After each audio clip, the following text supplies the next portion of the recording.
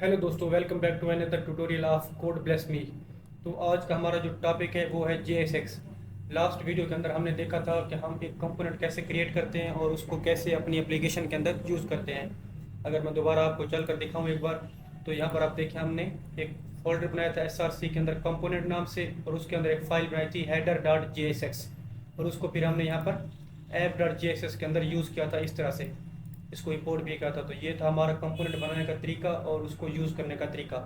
अब हम क्या करते हैं, अब हमारा आज का जो टॉपिक है वो है JSX। तो देखते हैं कि JSX क्या होता है। तो JSX stand for JavaScript XML, JavaScript XML। इसका मतलब ये है कि हम अपनी जावास्क्रिप्ट के अंदर HTML की तरह का कोड लिख सकते हैं, मगर वो होता JSX है, जावास्क्रिप्ट XML है। वो हमारे पास सिमिलर होता है HTML की तरह, ठीक है। अगर अभी मैं चल कर आपको दिखाऊं यहाँ पर कैसे मैं कह रहा हूँ, तो अभी आप देखिए यहाँ पर हमारे पास ये लिखा हुआ है ना, ये कोड, ये हमारे पास क्या है, JSX का ही कोड है। ये हमारे पास आपको नज़र आ रहा होगा HTML, मगर ये HTML नहीं है, ये हमारे पास JSX का कोड है। जैसे यहाँ पर अब मैं लिखूँ यहाँ पर कॉस्ट एलिमेंट, इसको कर देता हूँ, और यहाँ पर क्या करते हैं हम एक H1 अगर ले लें सिंपल ये इस तरह से, और इसमें कहते हैं अगर हम हेलो JSX, ओके, ये हमारे पास आ गया। अब हमने क्या करना है, इसको अगर इसको यूज़ करना है तो हमारे पास ये तरीका का है। हम अगर हमारे पास कोई जावास्क्रिप्ट का जैसे वेरिएबल होता है या कोई ऑब्जेक्ट होता है या एरे होता है, तो हम उसको इस तरह से यूज़ करते हैं। यहाँ पर ये देखिए, यहाँ पर हमने क्या लिखा है, एलिमेंट, और एलिमेंट के अंदर हमने दिया है H1, ओके। अगर हमने यहाँ पर फिर क्या किया, रिटर्न के अंदर मैंने यहाँ पर एक करली ब्रेसेस के अंदर एलिमेंट को कॉल कर दिया। अभी चल कर देखें तो ये देखिए हमारे पास इस तरह से आ रहा है हेलो JSX, ठीक है। तो ये तरीका है हमारा JSX को बनाने का। तो मैं इसको यहाँ से कर देता हूँ ख़त्म। ये हमारे पास, इसको मैं रिवर्ट कर देता हूँ। तो ये हमारे पास क्या है, सेम उस वही कंपोनेंट है जो हमारे पास यहाँ पर शो हो रहा है, हेडर कंपोनेंट, ओके। तो हम यहाँ पर एक काम करते हैं, एक न्यू कंपोनेंट बना लेते हैं और उसका नाम रख देते हैं JSX कंपोनेंट।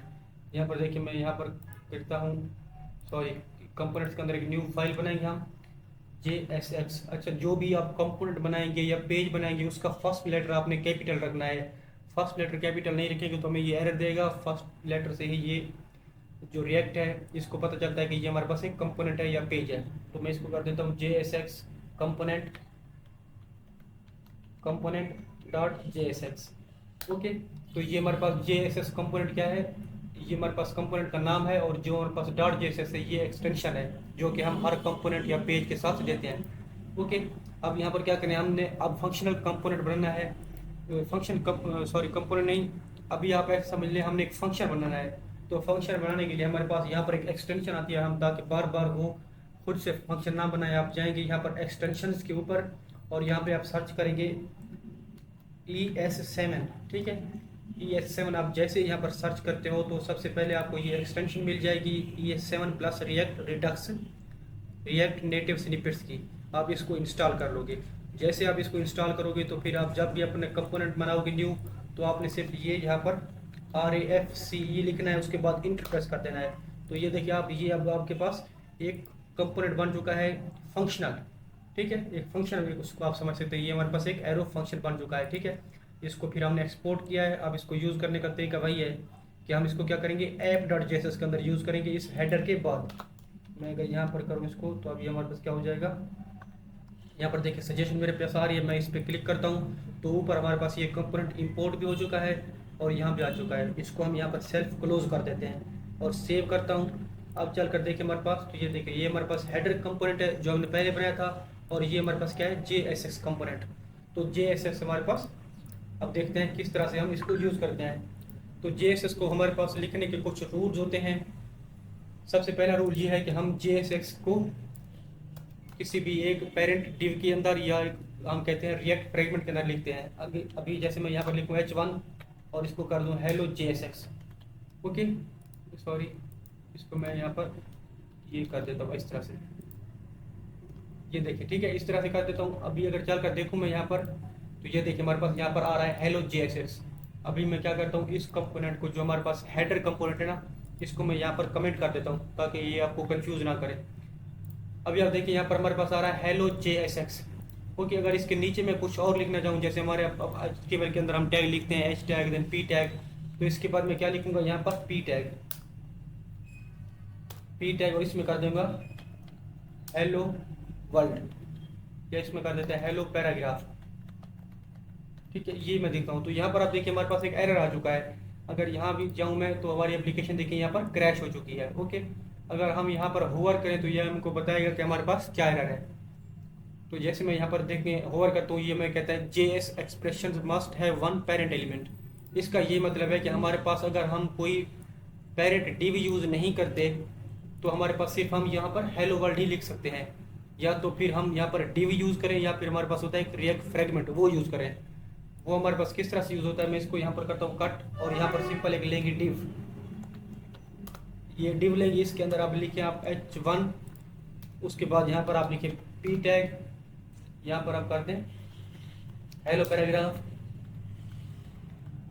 इस तरह से। अब अगर मैं इसको सेव करूँ चल कर देखूँ तो अब देखिए हमारे पास यहाँ पर आ रहा है हेलो JSX, उसके बाद हेलो पैराग्राफ।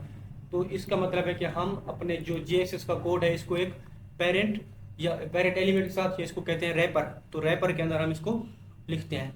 मल्टीपल एलिमेंट्स हम अगर लिखने हो तो हम इस तरह से डिव में लिखते हैं, या फिर फ्रेगमेंट के अंदर। तो फ्रेगमेंट कैसे लिखते हैं, अभी हमने डिव लिया हुआ है, अगर हमने रिएक्ट का फ्रेगमेंट यूज़ करना हो तो इस डिव को ख़त्म कर दो आप। ये सिर्फ एंगुलर ब्रैकेट्स जो हैं, opening and closing angular bracket use करने को हम कहते हैं रिएक्ट फ्रेगमेंट। तो यहाँ पर हमने रिएक्ट फ्रेगमेंट को भी पढ़ लिया है। तो आपको अगर कोई पूछे कि रिएक्ट फ्रेगमेंट क्या होते हैं तो आप बताएंगे कि रिएक्ट फ्रेगमेंट हमारे पास ये एंगुलर ब्रैकेट्स होती हैं, इसके अंदर हम कोई भी कोड लिख सकते हैं। जैसे मैं यहाँ पर एक और बटन बना लेता हूँ और इसको कर देता हूँ क्लिक मी, और मैं इसको करता हूँ सेव।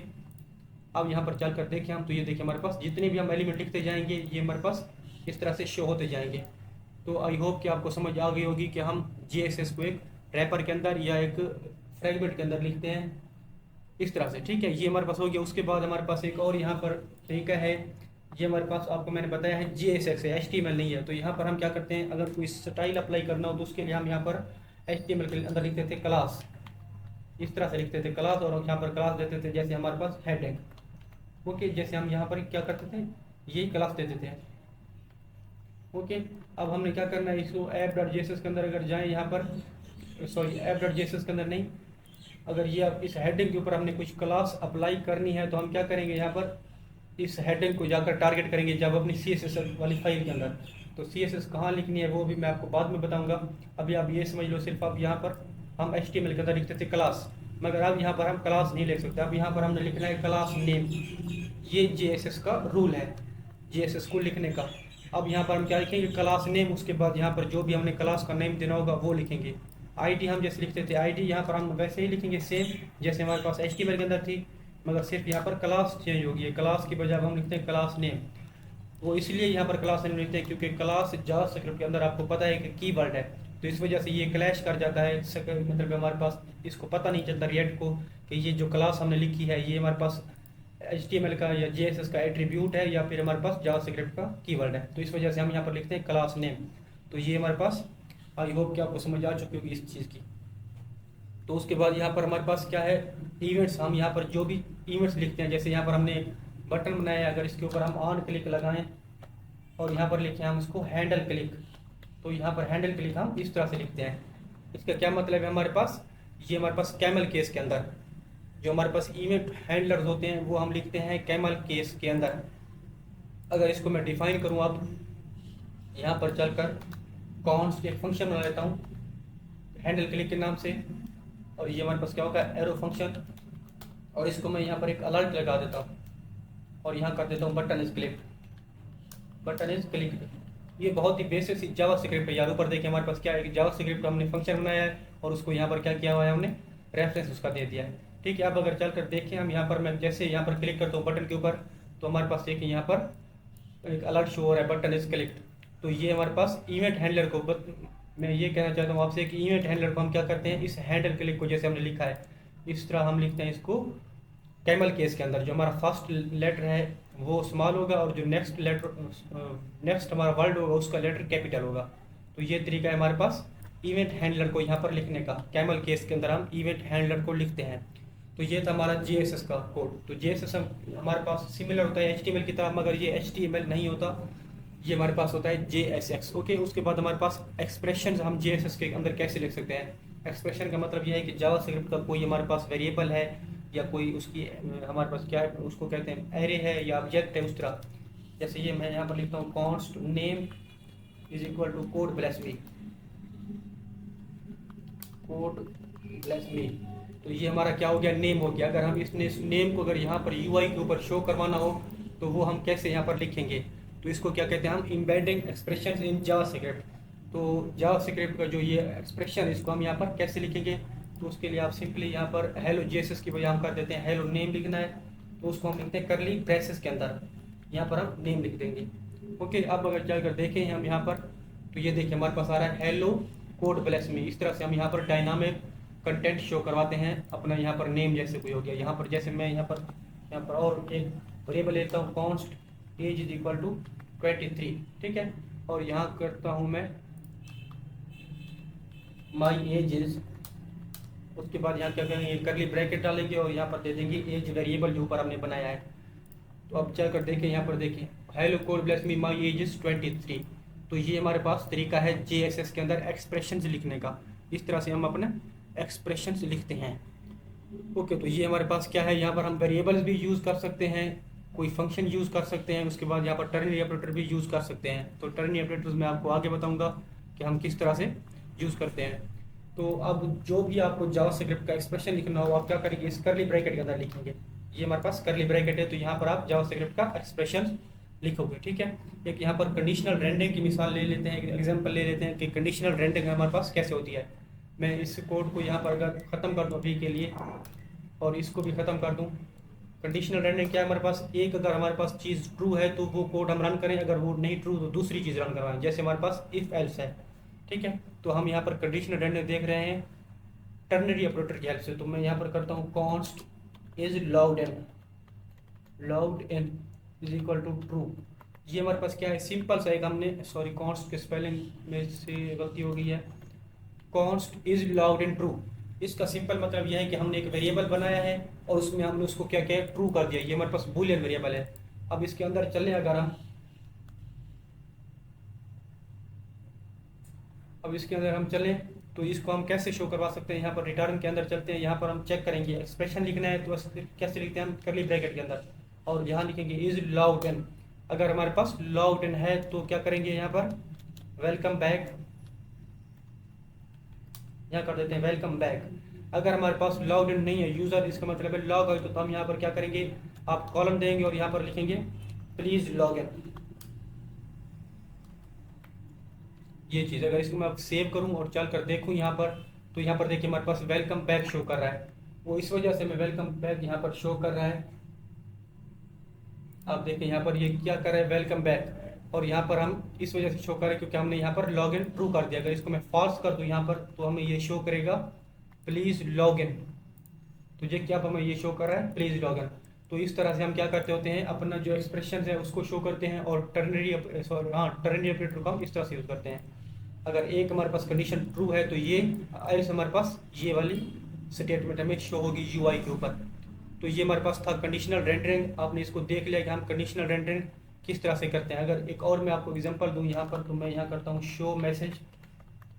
इस तरह से शो मैसेज को कर देता हूँ ट्रू, और हम किस तरह से आपको ऑलरेडी मैंने बता दिया है। इसको अगर हमने करना है तो यहाँ पर कर देंगे एक और, इस तरह से लेंगे ब्रैकेट, यहाँ क्या करेंगे शो मैसेज। अगर हमारे पास शो मैसेज यहाँ पर है तो हम यहाँ पर कोई भी मैसेज करवा देंगे, तो यहाँ कर देंगे दिस इज अ मैसेज, ये हमने लिख दिया। अगर हमारे पास शो मैसेज फॉल्स है तो यहाँ कर देंगे no message found, no message found, ये शो कर देंगे। अब क्योंकि हमारे पास शो मैसेज ट्रू है तो हमें क्या शो होना चाहिए, यूआई के ऊपर this is a message show होना चाहिए। तो यहाँ पर हमारे पास ये देखिए आप यहाँ पर स्क्रैच कर गया हमारी एप्लीकेशन, तो इसमें हमने कोई इशू किया होगा। तो हमारे पास ये शो मैसेज है और यहाँ हमें क्या शो मैसेज, ओके हमारे पास देख लेते हैं क्या इशू है। मैं इसको देखने का क्या इशू तरीका, यहाँ पर आप कंसोल में जाओगे, इंस्पेक्ट करोगे और कंसोल के अंदर जाओगे, तो यहाँ पर आप देखिए reference show message is not defined. तो हमारे पास शो जो मैसेज है ये वो कहता है नॉट डिफाइंड। तो ये वाला जो है ना, यहाँ पर इस तरह से ये चीज़ है। अब यहाँ पर चलें आप, इसको करते हैं सेव। ओके, तो ये हमारे पास क्या है, show message is not defined. Okay, हमने यहाँ पर क्या क्या है, कांस्टेंट जो हमारे पास है वो नहीं दिया हुआ, इस तरह से हम देना था ना, इस वजह से। अब चल कर देखें यहाँ पर हमारे पास, तो अब हमारे पास यहाँ पर आ रहा है प्लीज़ लॉग इन। ये इस वजह से आ रहा है क्योंकि हमने यहाँ पर एक मगर पी आर टैग लगा दूँ इस तरह से, तो अब हमारे पास ये लाइन ब्रेक हो जाएगी। यहाँ पर चलते हैं, यहाँ पर देखिए हमारे पास प्लीज़ लॉग इन और this this is a message. ये हमारे पास प्लीज़ लॉग इन इस वजह से आ रहा है क्योंकि हमने इस लॉगिन को फॉल्स किया हुआ है, और दिस इज मैसेज इस वजह से आ रहा है क्योंकि हमने शो मैसेज को ट्रू किया हुआ है। और अगर हमने यहाँ पर एंड ऑपरेटर लगाना तो वो कैसे लगाएंगे, इस सारे को हम कर देते हैं ख़त्म और सिंपली यहाँ पर लगाएंगे एंड ऑपरेटर। अगर हमारे पास ये चीज़ हुई तो हम यहाँ पर लिखते हैं पी टैग लगा लेते हैं, सॉरी, यहाँ पर हम इस तरह से पी टैग भी लिख सकते हैं क्योंकि हम जावास्क्रिप्ट के अंदर यहाँ पर HTML लिख सकते हैं। तो यहाँ पर कर देते हैं दिस इज अ मैसेज। अब क्या होगा, जब हमारे पास ये देखेगा कि शो मैसेज अगर हमारे पास ट्रू है तो एंड ये हमारे पास ये जो मैसेज हमें शो होगा। यहाँ पर देखें दिस इज अ मैसेज। अगर इसको मैं फॉल्स कर दूँ, अभी ट्रू की बजाय इसको अगर मैं करता हूँ फॉल्स, देखिए जैसे मैंने इसको फॉल्स किया, आप चल कर देखें तो यहाँ पर हमारे पास आ रहा है प्लीज़ लॉग इन, और ये वाली जो स्टेटमेंट है हमें यहाँ पर नहीं शो हो रही। वो इस वजह से नहीं शो हो रही क्योंकि हमारे पास शो मैसेज फॉल्स है, तो ये नेक्स्ट कंडीशन आगे जाएगा नहीं, मतलब आगे ये जाएगा ही नहीं। तो ये था हमारे पास क्या, यहाँ पर कंडीशनल रेंडरिंग। और हमने देख लिया यहाँ पर कि हमारे पास हम इस तरह से कैसे इसको रेंडर कर सकते हैं एंड ऑपरेटर लगाकर। ओके, उसके बाद हमारे पास एक और यहाँ पर कंसेप्ट आता है लिस्ट एंड कीज़ का। तो ये हमारे पास क्या है, लिस्ट एंड कीज़ हम लगाते हैं एक अपनी एरे के ऊपर। अगर मैं अभी इनको यहाँ पर ख़त्म कर दूँ, इस सब कोड को भी यहाँ पर ख़त्म कर दूँ, ख़त्म। ओके, अगर इसको मैं ख़त्म कर दूँ, यहाँ पर एक सिंपल छोटी सी एक एरे बनाता हूँ, कॉन्स्ट यहाँ पर कर देता हूँ फ्रूट्स। फ्रूट्स नाम की एक एरे बनाता हूँ। सबसे पहले मैं लिखता हूँ एप्पल, एक फ्रूट हमारा होगा, दूसरा हमारा हो जाएगा ऑरेंज, और थर्ड वन कर देते हैं हम बनाना। तो ये हमारे पास क्या है, एक एरे बन गई है, सिंपल जावास्क्रिप्ट की एरे है, आपको इसमें कोई दिक्कत नहीं होनी चाहिए। ओके, इसके बाद चलते हैं इस अपने इस कोई बजाय आप यहाँ पर डिव भी चाहे लिख सकते हैं, सॉरी,